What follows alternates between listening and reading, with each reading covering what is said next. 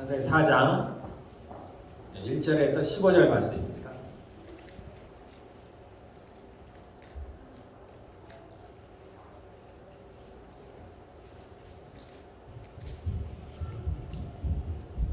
창세기 4장 1절에서 15절.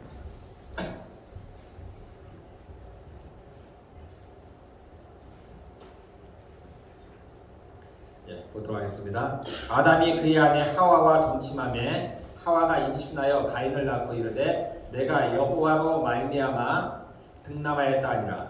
그가 또 가인의 아우 아벨을 낳았는데 아벨은 양치는 자였고 가인은 농사하는 자였더라.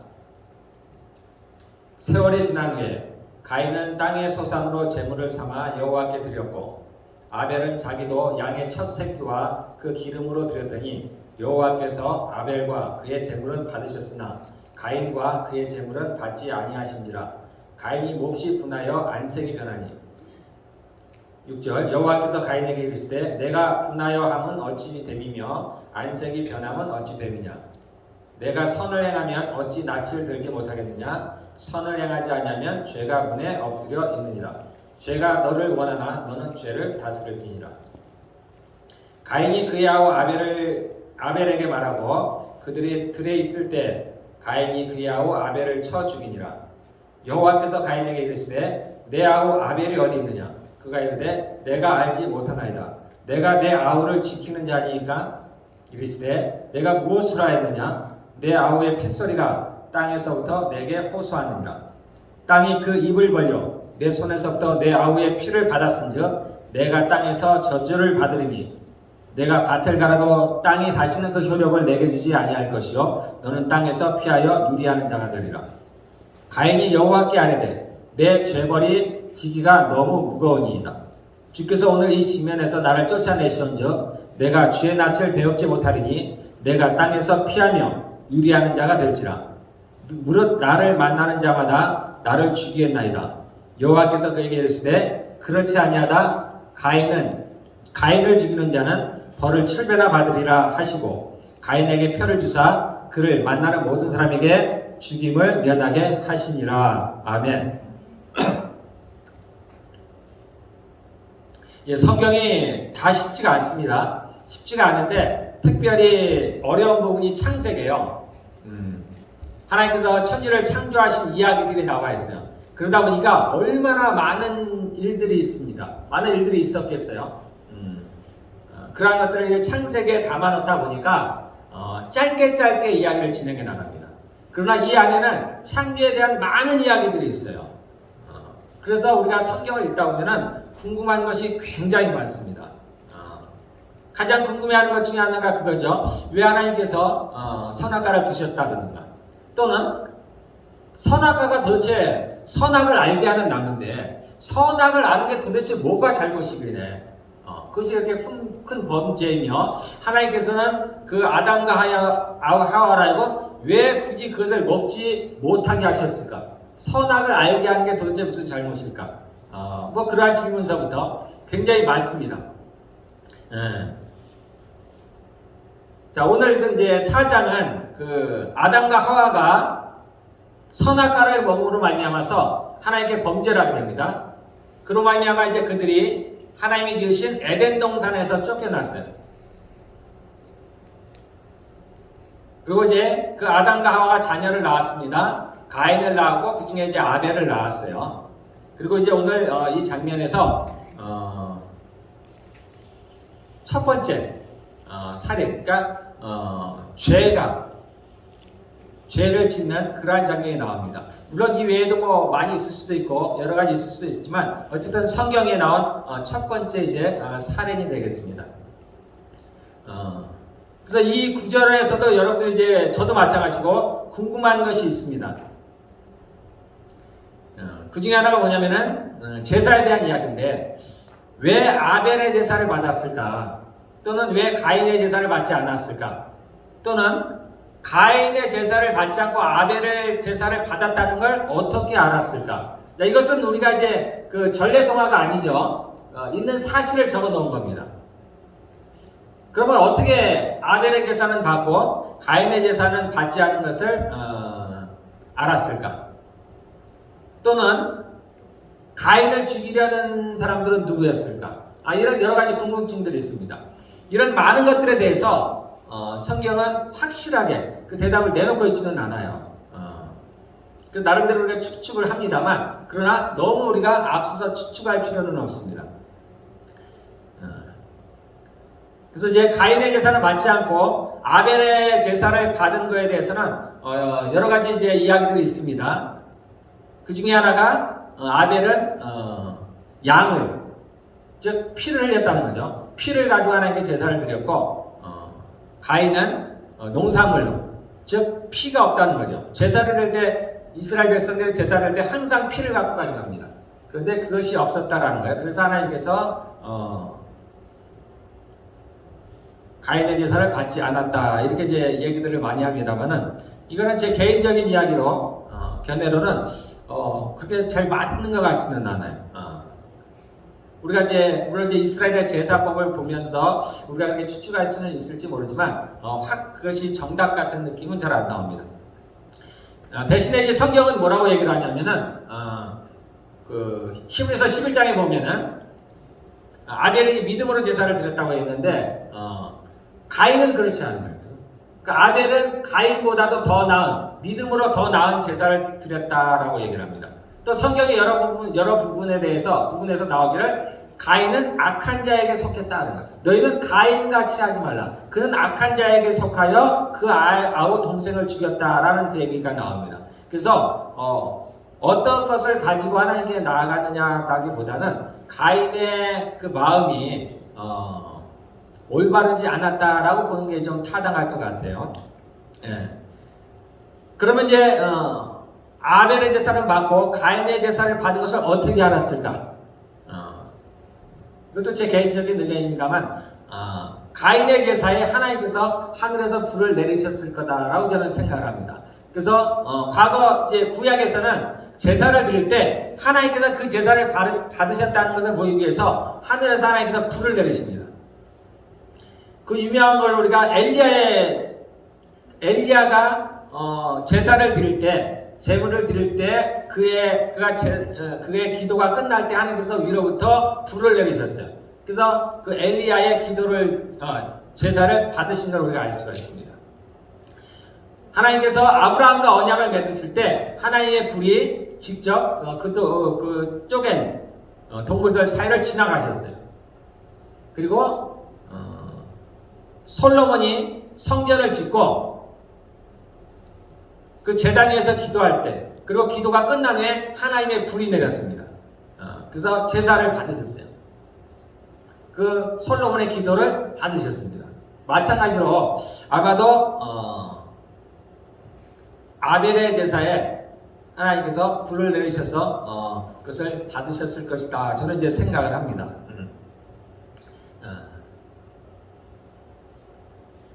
그 다음에 이제 가인을 죽이려고 했던 사람들은 누구였을까? 성경을 그냥 지나치면은 이제 그냥 지나치는데, 읽다 보면 여기에서 약간 걸립니다. 아니, 가인을 낳았고, 그 다음에 아벨을 낳았는데, 그러면 가인을 이제 여기에 우리가 보면은 이제 14절에 보면 나를 만나는 자가 다 죽일 거라고 해요. 그러면 또 누가 있었다는 얘기인데 그 사람들은 어디에 있었던 사람들일까라는 것이 약간의 의문입니다. 그래서 이것 때문에 이제 다른 이제 이단이 생기기도 합니다. 그래서 아담과 하와 외에 다른 창조가 있었을 것이다라고 이제 얘기하는 그런 설을 주장하는 이들도 있습니다. 저희는 그것을 믿지 않습니다. 하나님께서 아담과 하와만을 창조하셨다고 저희가 믿는 거예요. 그러면 그 사람들은 누구였을까? 이것도 제 견해입니다만, 아담이 가인을 낳았을 때 저는 최소 아담이 100세가 넘었을 거라고 저는 생각을 해요. 그것을 추측하게 되는 이유 중에 하나는 그 다음에 이제 아담이 셋을 낳죠. 셋을 언제 낳았냐면 130세에 낳습니다. 아담이 130세에 셋을 낳아요. 그래서 아마도 이 사건이 있을 때는, 즉 아벨이 죽었을 때는 제가 볼 때 한 100세 이상은 되지 않았을까라는 생각을 합니다. 그리고 우리가 아는 대로 아담과 하와는 애기, 갓난아기로 태어나지 않았습니다. 성인으로 태어났어요. 그래서 그들이 자녀를 낳을 수 있는 기간이 100년, 그렇게 따진다면 100년이라는 시간이 있습니다. 그래서 아담과 하와의 자녀가 가인과 아벨뿐만이 아니라 많이 있었을 거다라는 얘기입니다.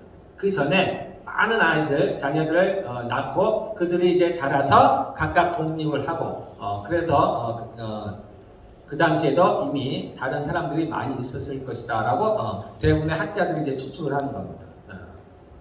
더 이상은 성경에는 잘 안 나와요. 여기까지입니다. 자, 오늘 우리가 이제 나눌 말씀은 7절 구절입니다. 7절. 여러분들 7절 한번 보겠습니다.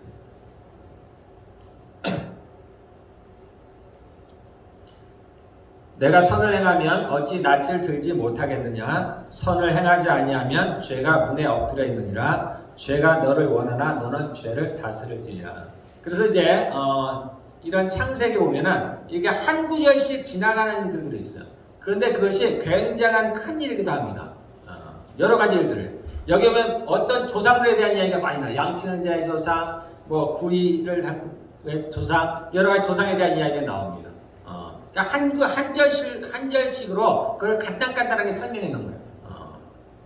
그래서 이제 그 벨렉이라는 사람이 나옵니다. 창세기 보면 그때 벨렉이라는 이름이 나뉘었다는 뜻입니다. 그래서 그때 세상이 나뉘었다라고 합니다. 그래서 학자들은 그걸 가지고 추론하기를 이때 땅이 나뉘어졌을 거다 이렇게 추론을 하는 겁니다. 간단히 한 구절로 같지만은 우리가 예전에 과학 시간에 많이 배웠죠. 6대륙, 지금 5대양 6대륙이죠. 예전에는 그것이 하나였었다라는 거. 그런데 언제인지는 모르겠지만 그것이 나누어졌다. 우리가 이제 저도 이제 그렇게 배웠던 기억이 있습니다. 그래서 이 벨렉이라는 사람이 태어날 때 그러한 일이 벌어졌다라고 이제 과학자들이, 성경학자들이 이제 추론을 하는 거예요. 어쨌든 성경에 이러한 것들이 많이 있습니다. 우리가 가장 그 중에 유명한 것이 창세기 3장 15절이에요. 그래서 여자의 후손에 대해 나온 겁니다. 그 한 구절로 나와 있지만 미래에 이제 예수님이 올 것을 예언해놓은 구절들입니다. 오늘 우리가 읽는 4장 7절도 그 가운데 하나예요. 죄에 대한 이야기입니다. 물론 이 구절을 통해서 우리가 죄의 근원이라든가 또는 죄의 귀현이라든가 죄가 도대체 어디서 시작이 되었을까? 아담의 범죄함으로 죄가 이제 이 세상에 들어왔다고 했는데 죄가 도대체 어디서 시작이 됐을까? 죄의 기원이 뭘까? 그거에 대해서 오늘은 이야기하고자 하는 건 아니고요. 그거에 대한 건 아니고, 이제 그러한 죄가 어떻게 우리와 관련이 있나라는 얘기입니다. 그래서 이것도 약간 비밀과 같은 이야기예요. 자, 이것을 우리가 조금 더 이제 쉽게 번역한 버전을 제가 한번 읽어드리겠습니다. 새 번역으로 이제 번역해 놓은 거예요. 새 번역은 원본을 가지고서 이제 번역한 책이에요. 그래서 너가 그대로 제가 읽어보면 너가 올바른 일을 하였다면 어찌하여 얼굴빛이 달라지느냐. 조금은 이해하기 쉽죠. 그 다음에 너가 올바르지 못한 일을 하였으니 죄가 너의 문에 도사리고 앉아서 너를 지배하려고 한다. 그 다음에 너는 그 죄를 잘 다스려야 한다. 여러분들 이제 이해가 되시죠? 그래서 여기서 세 가지로 나눌 수가 있는데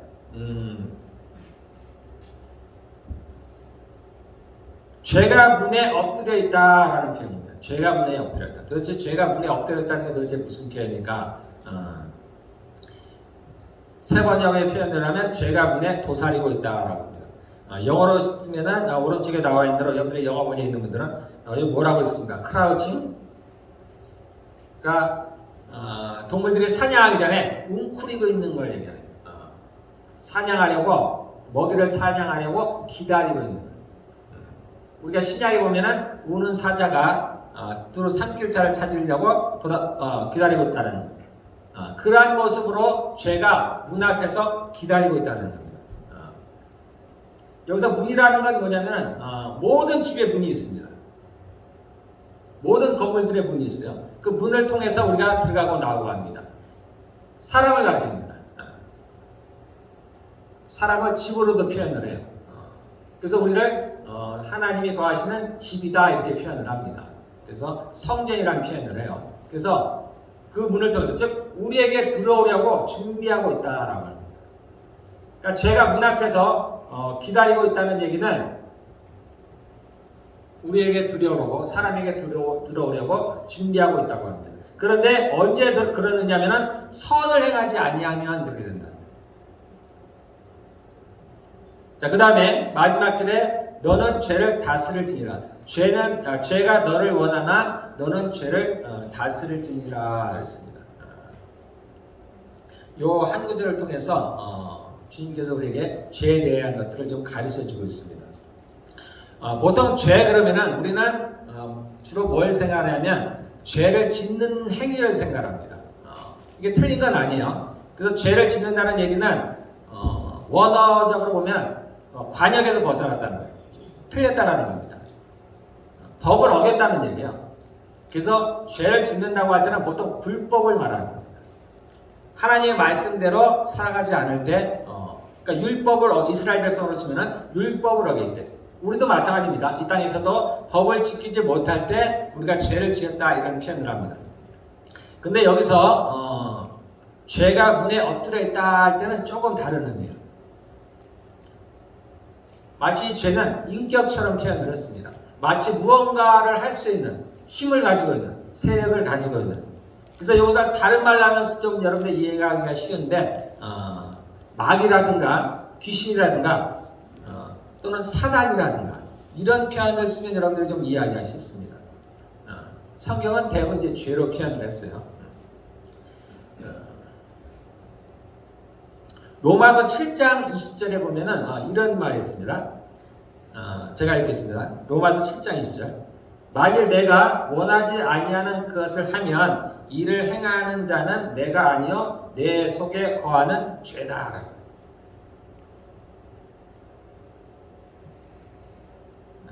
이 로마서 7장은 바울이 이제 죄에 대해서요, 죄의 실체에 대해서 그가 발견한 것을 얘기하는 그러한 장면인데 굉장히 중요한 구절이에요. 중요한 장입니다. 제가 볼 때는 역사상에 정말 큰 발견들이 있는데 이만큼 중요한 게 별로 없어요. 아담이 범죄한 이후로 이 세상에 죄가 들어왔습니다. 죄를 쫓아서 사망에 들어왔어요. 그 죄가 어디에 들어왔나 봤더니 죄가 우리 안에 들어왔다는 겁니다. 바울이 그렇게 하나님의 말씀을 지키려고 하고 선을 행하려고 하고 또 그렇게 살아왔는데 자신이 아는 게 있어요. 자신이 하나님의 말씀대로 살지 못하는 거예요. 그래서 무척이나 괴로워했습니다. 그러다가 그가 마침내 한 가지를 발견했어요. 내가 선을 원하는데 선을 원하지 않는 것이 내 안에 있다는 걸 발견했습니다. 즉, 나 외에 다른 것이 있다는 걸 발견을 했어요. 내 안에 나 외에 다른 것이 있다는 걸 발견했습니다.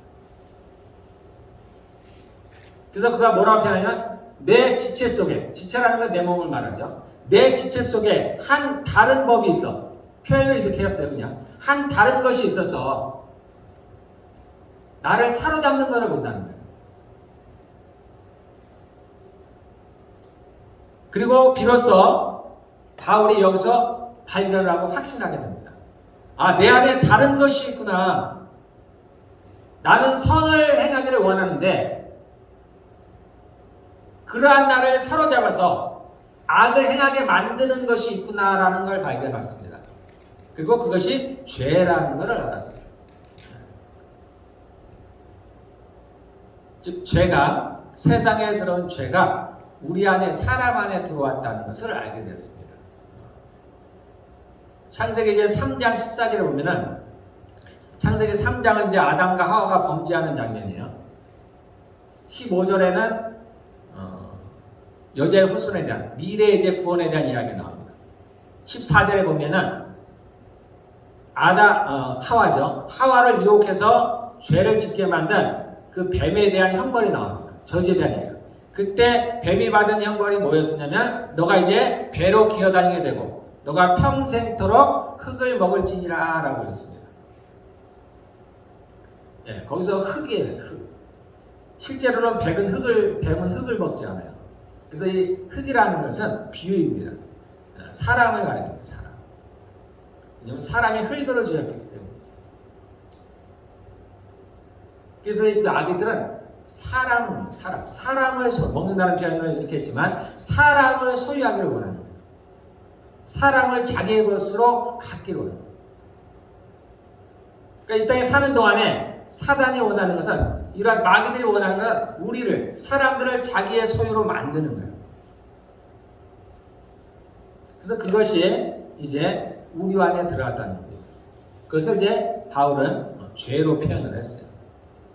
그래서 죄든 뭐 마귀라고 표현을 하든 어쨌든 성경 그대로 표현을 하면 죄가 우리 안에 들어왔습니다. 그래서 이 4장 우리가 7절에 있는 대로 죄가 우리 안에 들어오기 위해서 기다리고 있다는 거예요. 사자나 호랑이가 먹이를 사냥하기 위해서 그 웅크리고 있듯이 기다리고 있다는 거예요. 그런데 어떻게 하면 우리가 선을 행하지 아니하면 그렇다.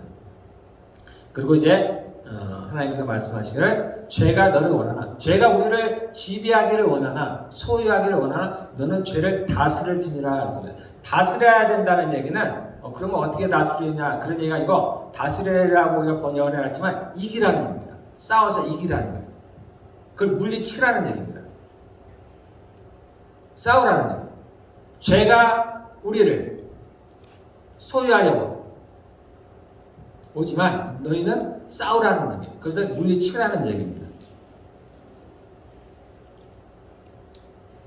자, 우리 먼저 뒤에 절부터 죄를 다스린다는 얘기를, 싸우는 얘기를 한번 해보겠습니다. 그럼 우리가 그러한 죄와 어떻게 싸울 수 있나라는 겁니다. 죄가 우리에게 들어오는 여러 가지 길들이 있어요. 그런 통로들이 있습니다. 그냥 마음대로 들어오는 게 아니에요. 예수님도 우리에게 들어올 때 어떻게 들어왔어요? 문을 통해서 들어온다는 것입니다. 문을 통해서 들어온다. 우리가 어려우면 성령님을 생각해 보시면 합니다. 우리가 성령님께서 아무나 들어오시지 않죠. 우리가 성령을 초청해야 들어오는 거예요. 그래서 그분도 마음대로 들어오시지 않아요. 마찬가지입니다. 죄도 마음대로 들어올 수 있는 게 아니에요. 우리가 그 길을 열어주면 들어오는 거예요. 그래서 문이라고 하는 거예요. 우리 안에 많은 문들이 있습니다. 우리가 보는 것, 우리가 눈을 통해서 들어오는 거예요. 듣는 것, 여러 가지 사람들과의 접촉, 대화, 그러한 여러 가지 것들도 그러한 문들을 통해서 우리한테 들어오는 거예요. 어쨌든 그러한 죄들을 어떻게 우리가 다스릴 것인가, 어떻게 우리가 물리칠 것인가, 또는 어떻게 이렇게 이길 것인가. 기본적으로 하나님께서 너는 죄를 다스릴지 않지, 죄를 이길 것이라고 해서 하나님께서 우리에게 기본적으로 주신 게 있어요. 그건 믿는 사람이든 믿지 않는 사람들은 다 마찬가지입니다. 그렇지 않으면 이 세상은 이렇게 되지가 않아요. 엉망진창이 될 거예요. 그러나 각 사람들도, 믿지 않는 사람들도 나름대로 그 죄를 이길 수 있는 게 있습니다. 그게 양심이라는 양심. 그래서 내가 도둑질할 마음이 있어도 이게 나쁜 줄 아는 거예요. 그래서 스스로 그것을 절제해 나갑니다. 그래서 우리에게는 기본적으로 믿는 사람이든 믿지 않는 사람들은 이러한 죄를 이길 수 있는 능력이 어느 정도는 있어요.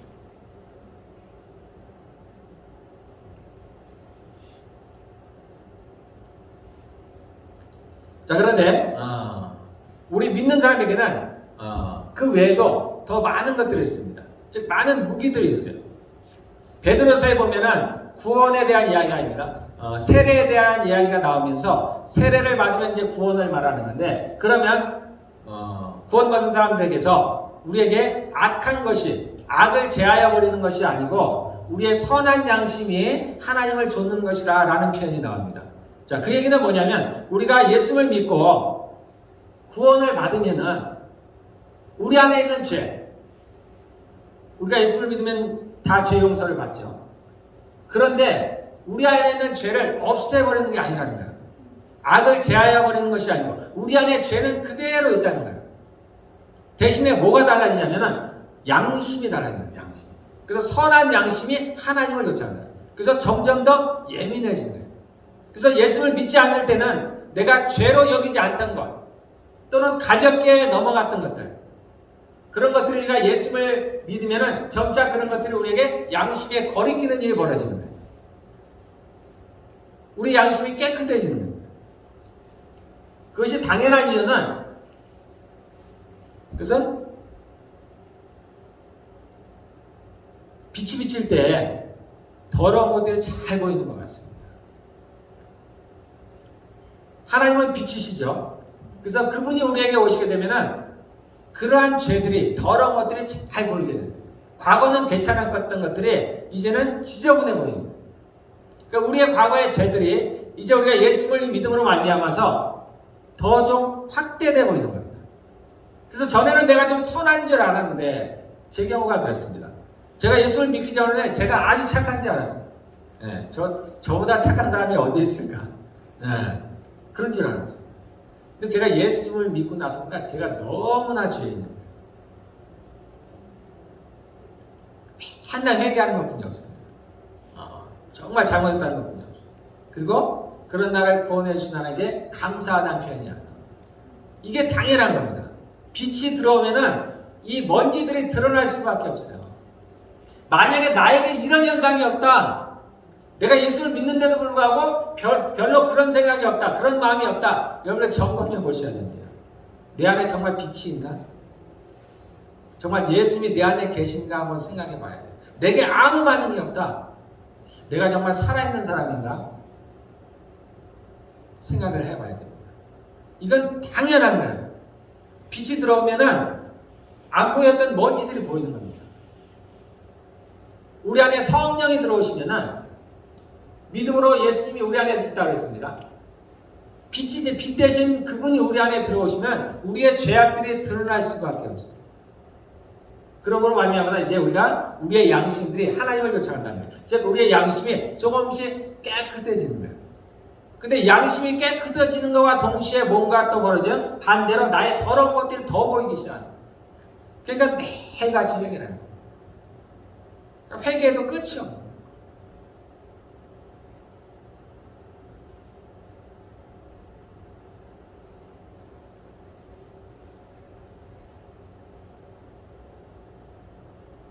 그렇게 우리가 우리의 양심으로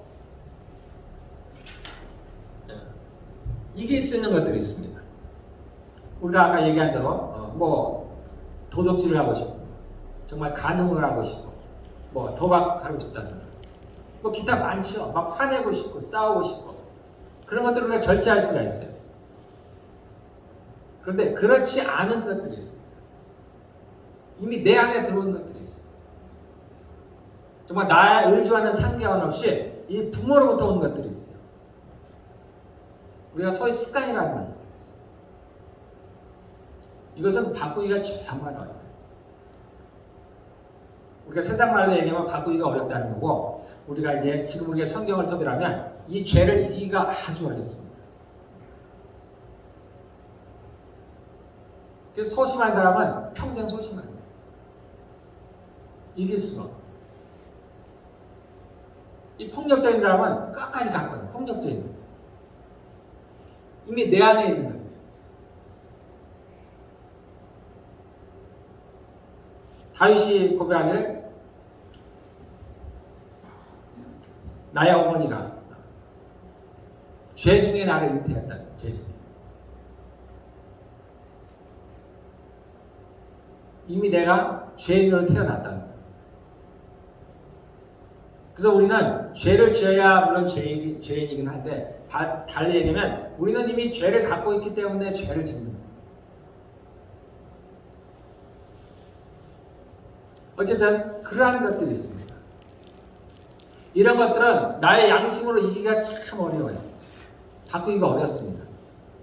물론 세상도 여러 가지 환경의 급격한 변화라든가 여러 가지 일로 인해서 그런 것들을 바꾸는 사람들이 있어요. 그렇지만 일반적으로는 그런 것들을 바꾸기가 굉장히 어렵습니다. 저도 제가 예수를 믿고 그 전과 후가 많이 바뀌었죠. 굉장히 바뀌었습니다. 옛날에 제가 어떤 일인지 잘 기억이 안 날 정도예요. 주님은 우리에게, 우리가 예수를 믿는 우리에게 우리에게 이러한 죄와 싸워서 이길 수 있는 길들을, 그러한 방법들을 여러 가지를 주셨습니다. 우리가 아는 대로 많이 있습니다. 그 중에 하나가 뭐냐면은 기도입니다. 기도. 우리 안에 죄와 싸워서 이길 수 있는 것, 기도가 있어요. 나를 위한 기도가 있어요. 회개를 통해서 우리의 죄의 세력들을 약화시킬 수 있어요. 죄가 죄를 이겼던 방법 중에 하나예요. 저도 굉장히 음란한 사람이에요. 음란한 사람이었어요. 지금도 여전히 그게 남아있어요. 저도 평생을 싸워왔어요. 내가 이길 수가 없는 게 있어요. 예수를 믿고 그것을 고쳐보려고 하는데 도대체 안 고쳐져요. 그래서 제가 어느 날 포기를 했어요. 야, 이게 내 입으로는 도저히 안 된다.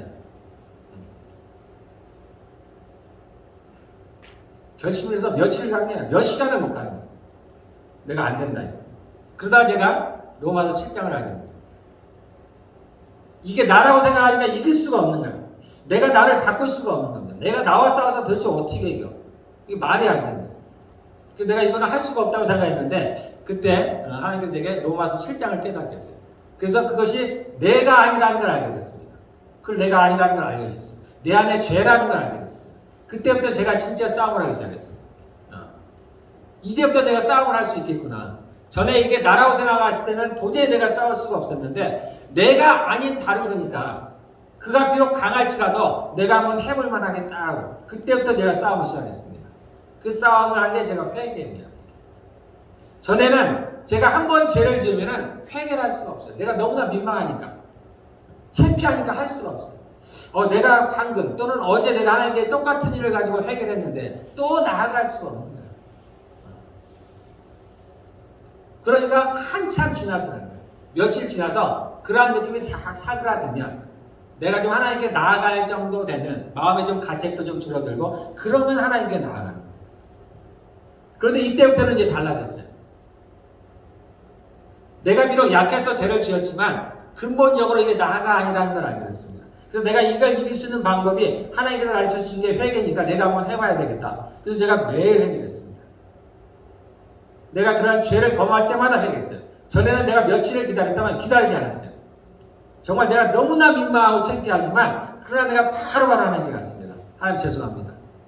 내가 좀 있으면 또 죄를 질 줄을 제가 알지만 하나님 죄송합니다. 제가 잘못했습니다. 죄 한 마음 또 한 마음은 이런 마음이죠. 너 좀 이따 또 할 거잖아. 또 죄를 지을 거잖아.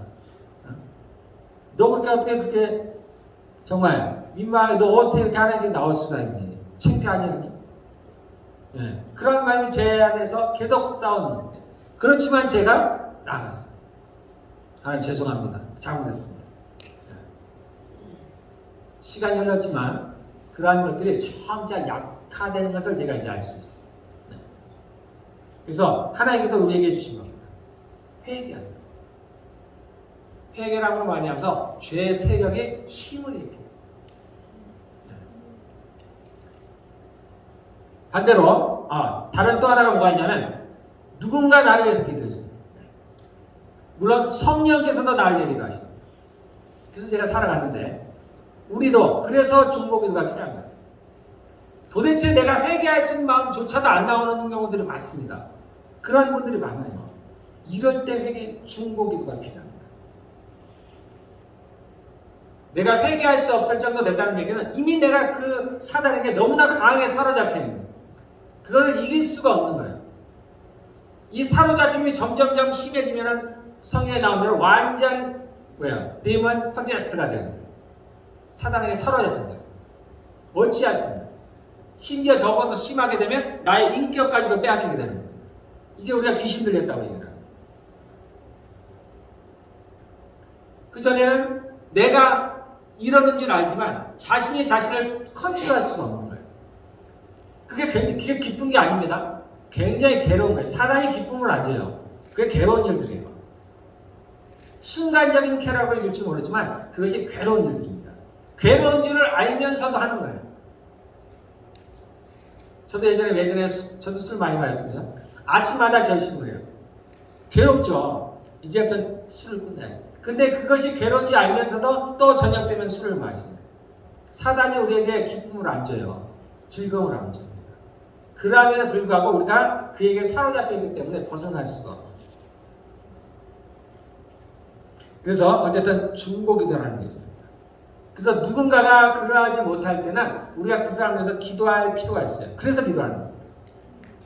그래서 저가 하나님께 나아갈 수 있도록 그런 회개 기도를 할 수 있도록 죄를 고백할 수 있는 단계까지 나아갈수록 도와주는 겁니다. 또는 회개를 하는 사람들도 그가 더 잘 나아갈 수 있도록 옆에서 힘을 북돋아 주는 겁니다. 이게 우리가 싸움이라고 그랬죠? 마치 포로 쏴주는 것 같아요. 진짜 전쟁하고 거의 비슷해요. 그래서 강한 사람이 기도할 때는 마치 미사일을 쏘는 것 같아요. 조금 약한 사람이 기도할 때는 마치 총알을 쏘는 것 같고, 그러나 다 힘이 되는 거예요.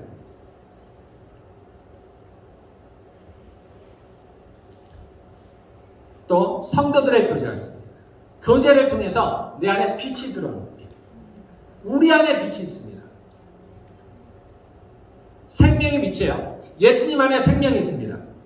요한복음의 1장 4절에 그 안에 생명이 있었으니 이 생명은 사람들의 빛이라. 우리는 빛의 자녀들입니다. 그렇기 때문에 우리가 빛을 발할 수가 있어요. 너희는 빛을 발하라고 얘기합니다. 우리 안에 빛이 있어요. 우리 안에 생명이 있기 때문입니다. 그래서 우리가 이러한 교제들을 통해서 우리 안에 빛이 나가게 되는 거예요. 상대에게 영향을 미치는 겁니다. 그래서 우리가 믿는 사람들의 교제가 굉장히 중요한 거예요. 그러니까 교회를 하나님께서 이것 때문에 세우신 거예요. 또한 오늘 지금 오늘처럼 우리가 하나님의 말씀을 들을 때 또는 읽을 때 또는 묵상할 때 그러한 죄의 세력들을 약화시킬 수가 있습니다. 하나님의 말씀은 빛이에요. 그분의 말씀은 생명이에요. 내가 잃은 말이 영이요 생명이에요. 그 말씀이 얼마나 강하든지 혼과 영과 관절과 골수를 찔러 쪼개기까지 하신다. 사람의 마음의 생각과 뜻을 감찰하신다. 그 말씀이 내게 임할 때 우리가 그러한 임한 말씀을 레마라고 하면 좀 어려운 말로 그냥 이 말씀을 로고스라고 해요. 그러나 그 말씀이 내 안에 내게 들어왔을 때 어느 날 여러분도 그런 경험이 있죠? 어떤 말씀이 내게 탁 들어왔어요. 내게 잡혔어요. 이걸 레마라고 하는 거예요. 그러면 그 말씀이 내 안에 들어서 그것이 활동을 하게 일을 하기 시작합니다. 하나님의 말씀이 헛되이 돌아오지 않는다는 거예요. 그래서 마치 하늘에서 내리는 비가 그냥 돌아오지 않고 씨를 뿌리는 자에게 양식을 주는 것 같이 하나님의 입에서 나간 말씀은 반드시 보내신 자의 명령을 수행한다는 겁니다. 하나님께서 태초에 천지를 뭘로 창조했어요? 말씀으로 창조하십니다. 우리에게도 나오죠. 내가 누군가에 뭘 시키면 하죠. 그게 말의 권세라는 거예요. 왜 바다가 육지를 침범하지 못합니까? 우리는 생각하기를 땅이 높으니까 바다는 낮으니까 중력에 의해서 그렇게 되지. 근데 하나님은 뭐라고 말씀하시는 거예요? 바다에게 명령합니다. 너는 육지를 침범하지 말라. 그 말씀대로 되는 거예요. 그래서 하나님의 말씀이 있을 때는 그것을 역행하는 겁니다. 그래서 홍해가 갈라지기도 하는 거예요. 하나님의 말씀대로 하는 겁니다. 그래서 요단강이 갈라진다. 바람이 잠잠하게 되는 거예요. 그분의 말씀대로 되는 거예요. 그래서 이 말씀은 심지어 우리 몸의 약입니다. 성경에 나와 있습니다. 성경은 우리 몸의 약이야. 그래서 우리의 육체도 고칠 수 있는 겁니다. 그래서 우리가 하나님의 말씀을 듣고 읽고 이렇게 묵상하는 것은 굉장히 좋습니다. 사단의 세력을 완전히 약할 수 있습니다.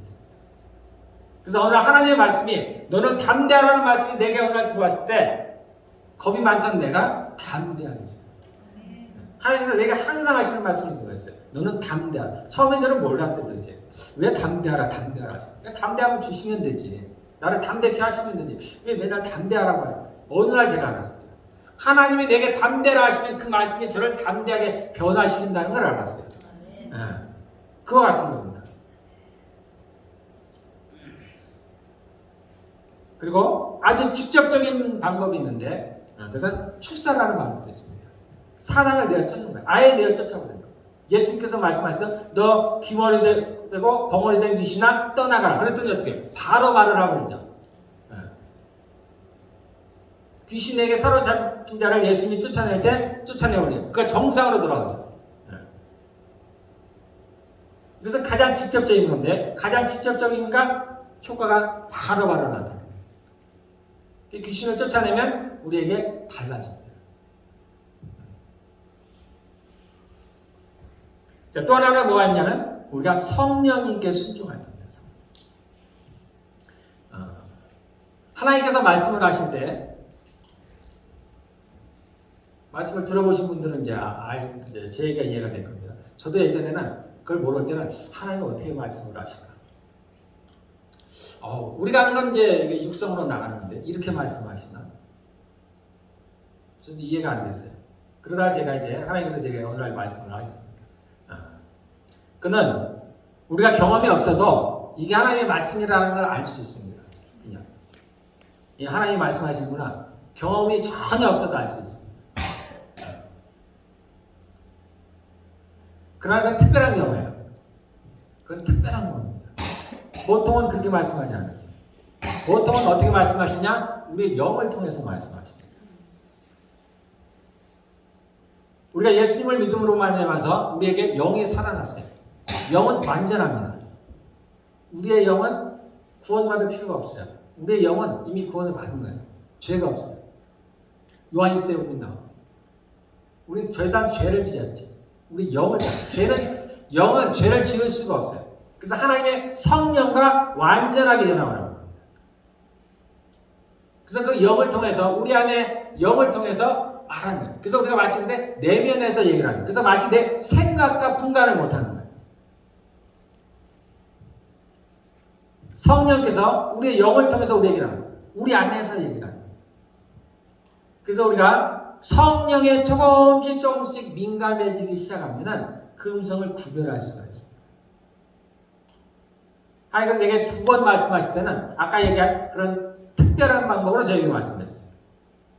최근에 하나님이 제게 말씀하십니다. 근데 이것은 제 안에서 말씀하죠. 평소에 말씀하시는 것과 크게 다르지 않아요.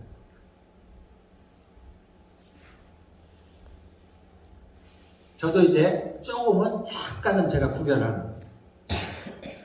그런데 하나님과 가까워지면 성령과 가까워지면 그 성령의 음성을 조금씩 분별을 할 수가 있습니다. 아까도 얘기했듯이 우리 안에 많은 게 있어요. 많은 죄들이 있습니다. 그래서 각양각색의 소리가 내 안에 있는 거예요. 우리 영도 성령도 우리의 영을 통해서 우리가 얘기하는데 우리가 그것이 성령으로부터 온 건지를 잘 분간을 못합니다. 그러나 우리가 하나님을 찾다 보면은 어느 날 내가 민감해지게 됩니다. 그 음성을 어느 날 제가 어느 날 들리더라고요. 처음에는 이게 하나님의 음성인가 잘 모르겠어요. 그런데 내가 삶에서 이제 그런 것들을 좀 겪다 보니까 그러한 말씀에 내가 어느 날 순종했더니 일이 잘 풀리는 거예요. 예를 들면. 또는 그 말씀을 내가 무시했을 때는 뭔가 일이 안 되는 거예요. 그러한 경험들을 통해서 내가 조금씩 이제 배워나가기 시작합니다. 사단도 어떻게 하면 세력을 불리냐면 그의 말에 순종하면 그의 세력이 불려지는 겁니다. 우리가 자꾸 죄를 지으면 죄의 세력이 커지는 거예요. 그래서 죄를 짓는 자마다 죄의 종이다라고 말씀합니다. 나는 아니라고 하지만 내가 죄를 지으면 죄를 짓는 자마다 죄의 종이라는 얘기예요. 그래서 우리가 그의 말에 순종하면 할수록 그의 말에 따르면 따를수록 즉 죄를 지으면 지을수록 죄는 우리 안에서 점차 세력을 확장해 나갑니다. 죄도 이렇게 세력을 확장해 나갑니다. 영향력을 확장해 나가는데 하물며 우리가 하나님의 성령에 순종하면 어떻게 되겠어요? 그건 어마어마한 변화다. 제가 하나님의 성령에 한 번 순종했을 때 정말 달라져요.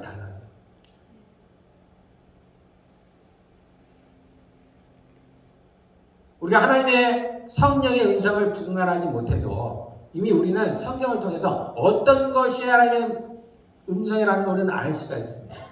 우리가 하나님의 말씀에 순종하는 거예요. 성경에 써 있어요. 예를 들어 이웃을 사랑하라는 거예요. 구별하지 못해도 그래서 하나님으로부터 문제예요. 이건 사단으로부터 올 수가 없는 거예요. 예, 우리가 이렇게 하나님의 말씀에 순종함으로 말미암아서 우리가 죄의 세력을 약하실 수가 있습니다. 우리가 성령과 이렇게 동행하며 그분의 말씀에 순종하면 우리 안에 그러한 열매들을 생겨나요. 그것은 이런 죄의 세력을 압도합니다. 우리가 성령의 은혜로 말미암아 사랑이 풍성할 때 우리가 용서만 할 게 없죠. 죄의 세력이 강하긴 해도 이 하나님의 성령의 능력과는 비교할 수가 없는 겁니다. 그래서 성령의 열매들이 우리 안에 나타날 때 우리는 그의 세력들을, 죄의 세력들을 아주 무력화시킬 수가 있습니다. 싸울 필요도 없어요. 빛이 비치면 어둠이 그냥 물러가는 것 같습니다. 그래서 우리가 어릴 때는 죄와 싸우는 거예요. 어떻게 하면 죄를 안 지을까? 그러나 장성한 자는 죄는 신경도 안 씁니다. 어떻게 하면 내가 하나님의 뜻대로 할까? 하나님이 원하시는 게 뭘까? 자, 우리 본문대로 들어가면 첫 번째, 선을 행하지 않는다고 합니다. 선을 행하지 않으면 죄가 기다린다는 거예요. 그러면 어떻게 해야 되겠어? 선을 행해야 되겠죠? 선을 행해야 돼요. 우리는 지금까지, 저도 마찬가지였어. 그냥 내가 죄를 안 지면 되지. 내가 도움도 안 받고 도움도 안 주고 뭐 그 정도면 되지 않나? 내가 남한테 해를 끼치지 않고 또 해도 받지 않고 보통 평범한 사람들입니다. 교회를 편하게 다닙니다. 그냥 예배만 들으면 되지. 내가 하나님께만 잘하면 되지. 내가 죄를 안 지으면 되지. 저도 그런 거죠. 그래서 저도 큰 교회 가고 싶었어요. 뭐 이유는 다른 거 아닙니다. 다른 사람과 신경 안 쓰려고. 그냥 교회만 왔다 갔다 하려고. 그러다 제가 밖에서 하나님 저를 바꾸셨죠. 어쨌든 그런데 여기 보니까 선을 행하지 않으면 죄가 기다린다는 거예요. 내가 들어요. 다시 말하면 우리는 선을 행해야 된다는 거예요. 갈라디아서 5장 22절에 성령의 열매가 나옵니다. 그 중에 6번째가 양선이에요. 이 선을 말하는 거예요. 사랑과 일합과 화평과 오래 참음과 자비와 양선과 그때 양선을 얘기합니다. 선을 행하라는 겁니다. 이 선은 우리가 알기 쉽게 하면 적극적이에요. 적극적. 그냥 내가 누군가에게 해만 안 끼치는 게 아니고 그를 도와주는 사랑을 행하는 그게 선이라는 거예요. 우리가 세상에서 착하다는 거 여러분들 속으면 안 됩니다. 세상은 사랑하는 게 좋겠어요. 그래서 하나님과 비슷해 보이지만 다른 거예요. 세상에서 선이라고 할 때는 어떻습니까? 내 말을 잘 듣는, 말을 잘 듣는 사람. 착하네, 내 말 잘 듣는 거예요. 그래서 세상의 선이 이 선이 아닙니다, 여러분. 세상에서 선하다고 할 때는, 착하다고 할 때는 그건 속임수예요. 별로 바당을 하지 않는다는 거예요. 내 말 잘 듣는다는 거예요. 사단이 사람들을 다스리는 무게예요. 선하게, 선하라, 착하라. 아무것도 반항하지 말고 내가 그냥 하라는 대로만 해. 우리도 그러잖아요. 우리 자녀도 얌전한 애들 같아서 착하다 그러죠. 근데 하나님이 말씀하시는 선은 그런 선이 아닙니다. 그 선한 거의 대표가 어디 있느냐면 선한 사마리아인입니다. 길에 강도 만난 자를 만났을 때 그 앞에 나온 제사장이나 레위인들은 다 지나쳐졌습니다. 그런데 사마리아인이 그를 돌봤어요. 그래서 괜찮은가 정도로 끝나지 않고 그를 데려다가 주막집으로 데려가고 여관으로 데려가서 포도들로 그를 씻기고 뿐만 아니죠. 그가 갈 때 그 여관 주인에게 돈을 주면서 그를 돌보라고 하라고 얘기합니다. 아주 적극적이죠. 그가 올 때까지 돌보라는 거예요. 그가 다시 와서 그를 돌보겠다는 거예요. 끝까지 돌보겠다는. 우리는 이런 선을 행해야 됩니다. 하나님께서 우리에게 원하시는 건 이런 것들이에요. 예수님께서 친히 그 본을 보이셨어요. 우리랑 원수가 되었을 때 우리와 무슨 관계가 있습니까? 원수 되었을 때 그분이 친히 이 땅에 오셔서 우리를 대신해서 십자가를 지셨습니다. 우리를 향한 선을 선보이셨어요. 뿐만 아니라 그분이 죽으시고 부활하시고 이제 제자들을 떠나면서 무엇을 주셨어요? 우리에게 성령을 주셨어요. 끝까지 우리를 돌보신 거예요. 우리가 행할 선도 이와 같은 겁니다. 이렇게 하지 않으면 죄가 웅크린다는 거예요. 우리를 삼키려고 웅크린다는 거예요. 반대로 얘기하면 우리가 이렇게 선을 행하면 죄가 얼씬거리지 못한다는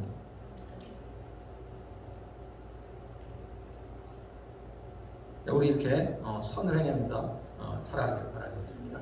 자, 우리 마치겠습니다.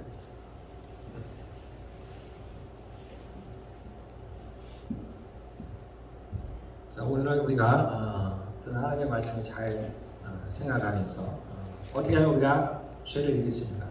여러분 안에 다 죄가 있죠. 내가 어떻게 하면 이 죄를 이길까? 그래서 어떻게 하면 다시금 내가 하나님의 형상을 닮아갈까? 그 성품을 내 안에 둘까라고 여러분들 진짜 고민하시면서 그렇게 하나님께 나아가길 바라겠습니다. 자, 축도 예배를 마치겠습니다. 이제는 우리 주 예수 그리스도의 은혜와 하나님의 사랑과 성령의 교통하심이 이곳에서 예비하는 또한 빛과 진리 교회에 속한 모든 성도들 가운데 함께 있을지어다.